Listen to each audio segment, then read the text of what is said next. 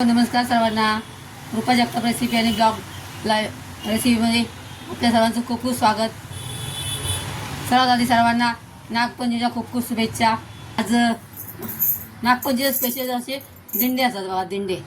तर ते आपण आज करणार आहोत. दिंडे आज त्यासाठी आपण ही 1 वाटी चणे डाळ घेतलेली आहे. ते आपण स्वच्छ धुवायची. कुकरमध्ये पाणी ठेवलं आहे आपण. त्यामध्ये 2-3 शिट्या काढून घ्यायच्या. त्याच्या डाळ कुकरला चांगली स्वच्छ धुवून शिजायला ठेवले बघा. आपण त्याला 2 शिट्या किंवा 2 किंवा 3 शिट्या काढून घ्यायच्या. पाऊस पडतोय आणि आपण इकडे गरम गरम दिंडे बनवतोय बघा. 1 वाटी पीठ घेतलेलं आहे हे बघा. 1 वाटी चवीनुसार आपल्याला मीठ टाकायचं आहे. अर्धा चमचा हळद टाकायची छोटीशी आणि 1 चमचा तेल टाकायचं त्यामध्ये. हे सर्व एकदम छान एकसारखं करून घ्यायचं आहे. व्यवस्थित पिठाला असं तेल छानपैकी लागलं पाहिजे. असं करायचं बघा. छान बऱ्यापैकी व्यवस्थित पीठ लागलं, पिठाला ते लागले बघा आपल्या. आता हे छान थोडं थोडं पाणी टाकून मळून घ्यायचं आहे. गारच पाणी टाकायचं. एकदम आपल्याला छानपैकी गोळा बनवून घ्यायचा आहे. गोळा बनवून झालं परत तेल लावून त्याला छान मऊ बनवून घ्यायचं. गोळा स्मूथ असा गोळा बनवून घ्यायचा. छानपैकी ह्याचा आपण गोळा तयार करून घेतला आहे. आता आपण त्यामध्ये तेल टाकूया आणि छान मऊ भाजून घेऊया. आणि त्याच्यावरती तूप टाकलं बघा आणि छान असं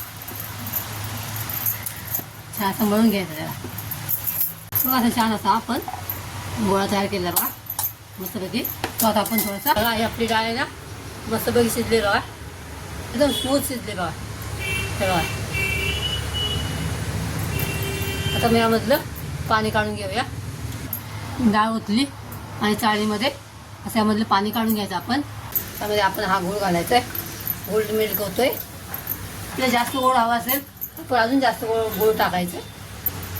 तेव्हा गूळ मीठ झाला ना तुम्ही गुळाच्या ऐवजी साखर पण टाकू शकता. पण दिंडे नेहमी गुळाचं असतात. आणि आता त्यामध्ये आपण हे पाणी काढलेलं डाळ त्यामध्ये ॲड करायचे आपल्याला.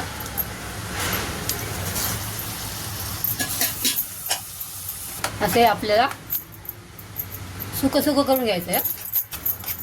आपण हे वाटणार नाही आहे आणि पळीनी बारीक करून घ्यायचं आहे. आपण यामध्ये थोडीशी हळद टाकायची. गूळ आपला असं करायचं आहे. ही पारंपरिक पद्धतीने आपण त्याचं उंडे करायचे आहेत. दिंडे करत नाही त्याचं डाळ बारीक करतात. तर आपण त्यामध्ये वेलची पावडर आणि सुंठ पावडर घालायचे.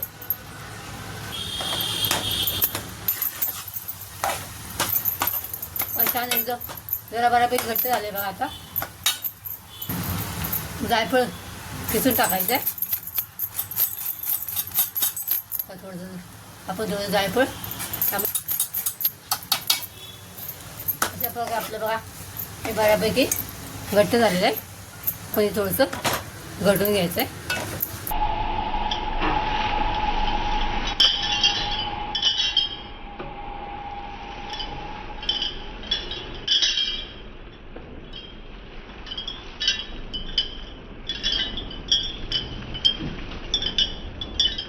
पदार्थामध्ये थोडं चिमूटभर मीठ टाकलं त्याची चव दुप्पट वाढते. म्हणून आपण त्यामध्ये चिमूटभर मीठ टाकलं आहे. छान ड्राय झालं आहे. इतकं स्मूथ झालं आहे की ते आपल्याला आता वाटायची गरज नाही पडणार.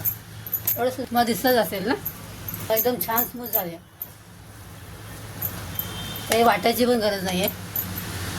आणि त्याला गार होऊ द्यायचं. पीठ आपण घेतलं आहे सुकानी आपलं मगाचं पीठ. छान आपलं हे बघा झाले सर्व नरम नरम झाले.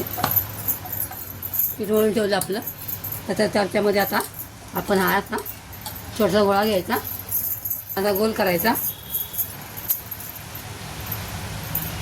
आणि छान अशी त्याची एक छोटी चपाती लाटायची.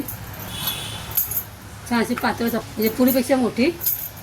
हे बघा अशी सुंदर पोळी चपात लाटून घ्यायची. खाली चिटकू नये म्हणून थोडंसं पीठ लावायचं आपण. तर कोणी चौकोनी करतात, कोणी प्रत्येकाची करायची पद्धत वेगळी असते उंड करायची. पण ही पारंपरिक पद्धत आहे. उंड्याचा आकार त्रिकोणीच असतो. गावाला त्रिकोणीच करतात. माझी आई करायची अशी उंडे. पण अर्ध भरायचं जास्त, त्याच्यावरती फोल्ड करायचं, त्यावरती फोल्ड करायचं, या साईडला भरायचं थोडंसं. म्हणजे अशी छानपैकी गुबगुबीत आपला दिंडे होतात बघा. असे असे हे बघा भरायचे.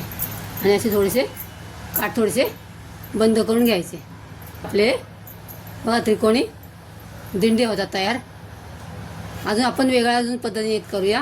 पण हे गावी असंच त्रिकोणीच करतात. असे लाटूया. ते करायचं आणि ते एक अजून मध्ये भरायचं थोडंसं.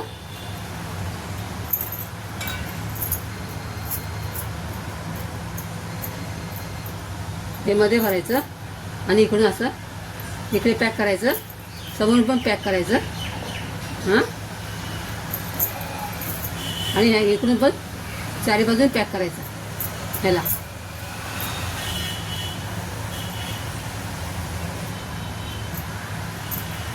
असे असे दिंडे करायचे बघा.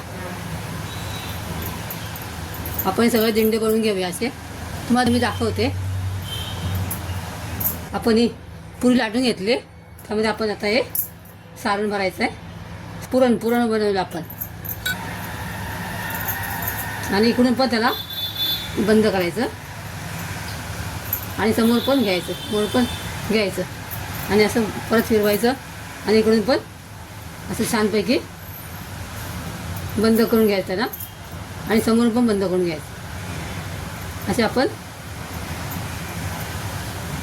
छान असे दिंडे बघा करून घेऊया. सगळे भरून घ्यायचे चांगले. त्यात पुरण भरायचं बऱ्यापैकी. असं आपण सगळं बनवून घेऊया. उंडे तयार बनवून तयार झालेत. आता ते आपण वाफवून घ्यायचे बघा. या चाळणीला ना तेल लावले बघा थोडंसं छानपैकी. आणि आपण हे सगळं हे बनवले उंडे त्यामध्ये छान लाईन ठेवायचे आहेत. हे ना हे वर हे आतमध्ये साईड जॉईंट केली ते आपण उलटी ठेवणार आहोत. म्हणजे त्याला जास्त वाफ लागेल. छानपैकी असे लावायचे. छानपैकी असे लावून घेतले आपण. आणि आपले पाणी बघा तापलेलं आहे. त्याच्यामध्ये आपण ते ठेवायचं आहे. हे चाळणीमध्ये आपण हे ठेवले. गॅस आपण थोडासा मिडियम करायचा, फास्ट करायचा आहे. म्हणजे छान उकळी आलेली पाणी ऑलरेडी. आता हे आपण 15 मिनिट आपण त्या छान वाफवून घ्यायचे आहेत. आपल्यावर झाकायचं आहे आणि छान 15 मिनिटासाठी वाफवून घ्यायचे आहेत दिंड आपलं. बघूया आपले 10 ते 15 मिनिटं झाली आहेत. आपण बघूया कसे झाले त्याचं. वा, त्याचा पूर्ण कलर चेंज झाला बघा. आपण बघू शकता किती सुंदर दिसतात बघा ते. आपण बघूया एक. हा छान मग कम्प्लीट शिजले बघा. इकडे काहीच नाही लागत पीठ वगैरे.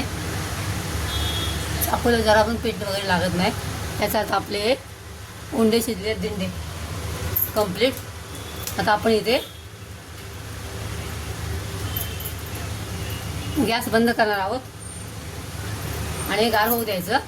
तोपर्यंत झाकून ठेवायचं.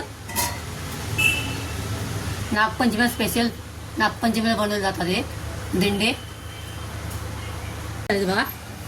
आपण हे काढून त्यामध्ये ठेवूया काढून. आणि आपले हा त्रिकोणी गुंडा होता. असे आपले नागपंचमीचे दिंडे बघा तयार झाले आपले. छान मस्तपैकी एकदम खूप सुंदर असे आणि एकदम स्मूथ असे छान आहेत बघा. मध्ये तुपाचे ठेवूया. हे बघा तूप आहे, तुम्ही असं छानपैकी यामध्ये बुडवून छानपैकी खाऊ शकता. गरम गरम उंडे आहेत हे. ही माझी आई बनवायची. आता माझी आई नाही आहे आता. असे सुंदरसे आपले दिंडे तयार झाले आहेत. नागपंचमीचे दिंडे फोडून दाखवते कसं छान झालं बघा. हे बघा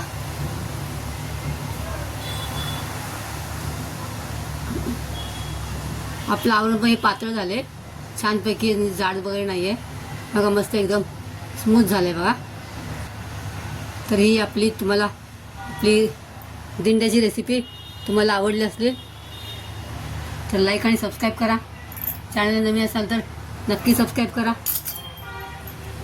हे आहे तूप, त्यामध्ये असं डिप करायचं आणि छानपैकी घ्या. हे तुमच्यासाठी नागपंचमी दिंडे. हे कोणी दिंडे म्हणतात, कोणी उंडे म्हणतात, तर आपण दिंडेच म्हणतात. आमच्याकडे दिंडेच म्हणतात. हे नागपंचमी दिंड्याची रेसिपी तुम्हाला आवडली असल्यास लाईक करा आणि कमेंट करा. नवीन असाल तर सबस्क्राईब नक्की करा चॅनलला आणि हाईप करायला विसरू नका. सर्वांना नागपंचमीच्या खूप खूप शुभेच्छा. Thanks for watching. परत भेटूया अशा एका नवीन रेसिपीचं. तोपर्यंत बाय.